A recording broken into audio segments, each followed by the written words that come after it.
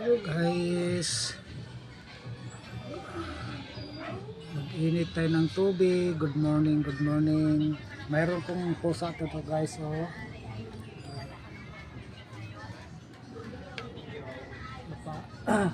Nalamigan siya guys kasi mulan-ulan.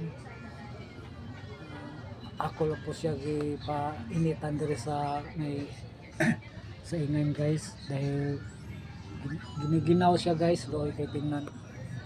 Hello, musta po sa Miming, musta loy kayo siya guys. Oy, giniginaw siya guys. Ako na siya anuhan ko siya guys, ipainitan ko diri sa apoy. Ayaw niya diri banda kasi medyo natakot sa kuha.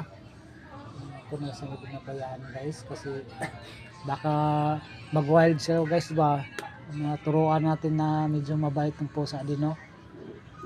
Hindi man to amo guys, hindi lang nasanay.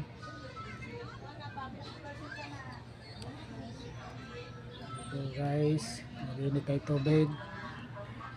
Nandito po ako sa maya guys, pupunta ako sa mga bawat barangay, no? Mag-ikot-ikot na ako mamaya. Inano ko lang yung panahon guys na bigla lang umuulan, na bumabagsak ng ulan. Medyo hindi pa kondisyon yung motor ko. Kanina maaga ako, wala pa alas 6, no? Pumunta ako sa aking kasama kung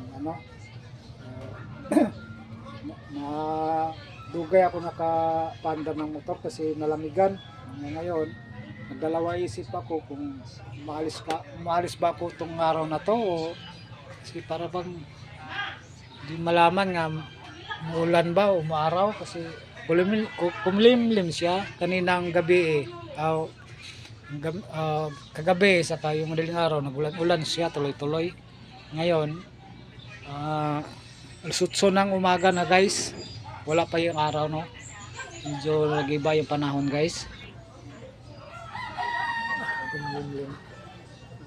Medyo kamasdan ko yung mamaya guys, umaalis ako mamaya kasi ikot-ikot ako bawat barangay guys. Kumusta po guys? Ito yung natin, pakpil natin guys, umiikot-ikot sa barangay kasi meron kaming kasamahan nga namatay nga tanod na ibang barangay. Nangano rin ko bawat ng mga tanod sa bawat barangay. Tulungan lang natin yung pumanaw na. Yun lang po guys. Itong buhay natin hindi natin malaman yung buhay natin guys, no? Kahit malang malusog tayo, kung wala tayong naramdaman, kung talagang Panginoon na talaga ang nagdesisyon sa buhay natin, wala tayong magagawa guys, no? Kahit nga magandang katawan natin, malakas ka pa diya o malaki katawan mo, wala kayo, Panginoon na talaga ang husga sa atin. Hanggang doon lang tayo talaga. Thank you for watching guys. Hanggang dito na lang po ako. Good morning. Thank you for watching.